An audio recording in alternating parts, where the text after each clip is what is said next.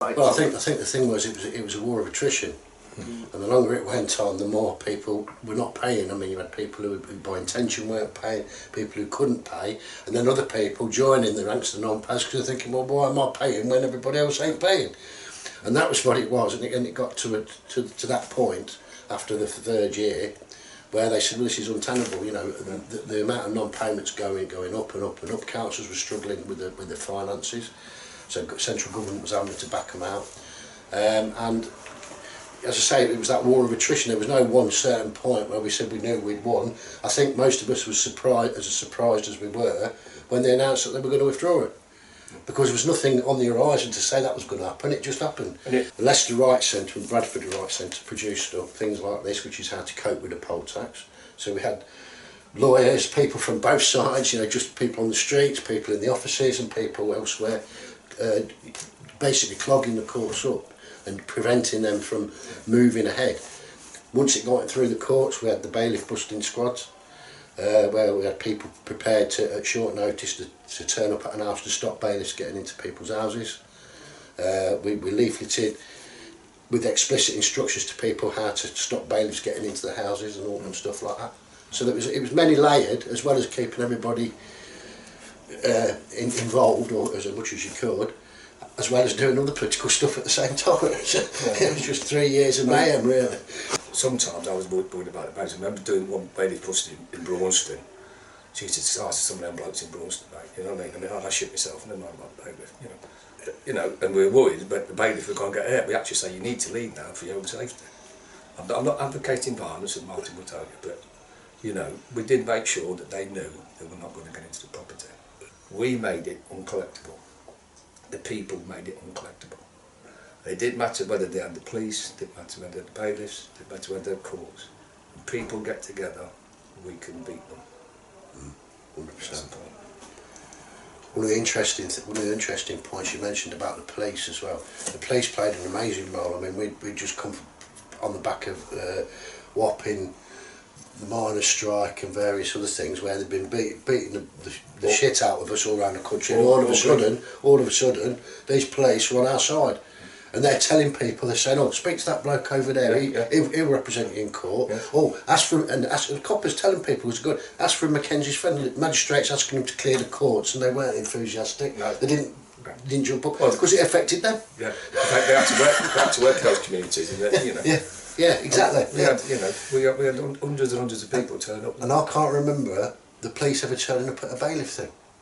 I can't. I'm not saying it didn't happen. I can't remember. I mean, I only did about 3 round our way, but they didn't tend to bother coming. They just threatened and didn't come. But I never remember the police turning up.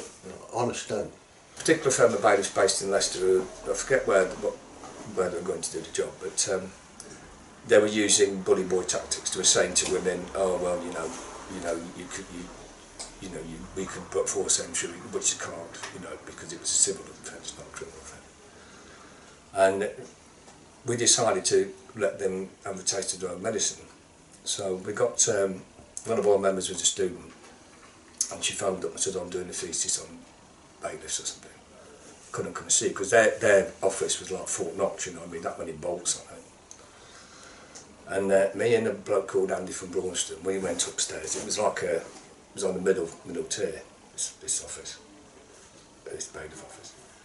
So me and Andy went upstairs, about 20, 30 people down below, and this student, she knocked on the door, and the bailiff opened the door, so just me and Andy pushed in and the rest come up. And we said, we're occupying this office on behalf of the People's Movement Against the Poll Tax. And we just said, we want you to know what it's like to have somebody breaking into your bloody house, you know what I mean, where you are, you know, and they shit themselves these days. They called the police then, so we did have to leave, you know, when the cops come. But we made the point, you know, we can come in any time we want.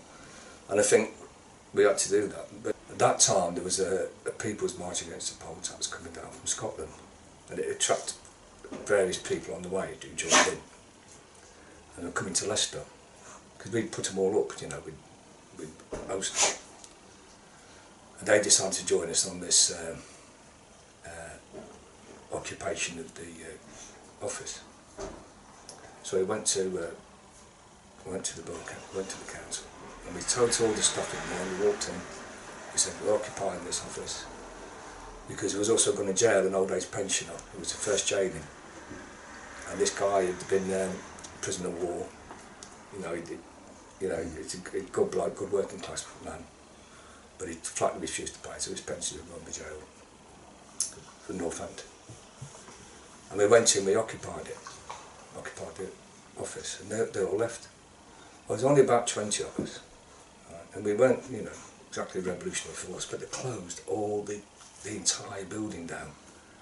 Next thing we know, we got riot police, bloody, dogs, it's a lot, oh shit.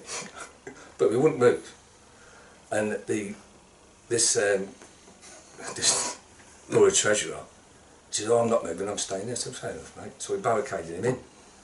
That's where we could have got done for, but that was his choice. We said, you're free to leave at any time you want. Right?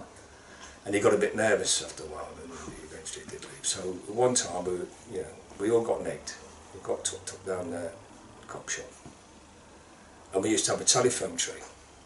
So if anybody had got nicked, they'd phone up the police station, bombarded with calls to say, this is including MPs like Dave Nellis that would bring them up, or Terry Fields would bring them up and say, we know this person, we know where he is, and you need to treat him with respect, because there was always a danger you might get a kick in. So we did that, and when we come out to go to the court, this bloke says, you're Mick Shenton, aren't you? I says, yeah. He says, oh, I'm arresting you for bigamy. I says, why? He says, you've got about 14 wives. Because when they ring up, they have to say that they know you, so they said, oh, it's my husband. I've got 14 women ringing up saying, oh, it's my husband, where is it? When did the news come that it had been defeated? What was that? Was it just fizzle out, or is it? There was the poll tax riots. Yeah.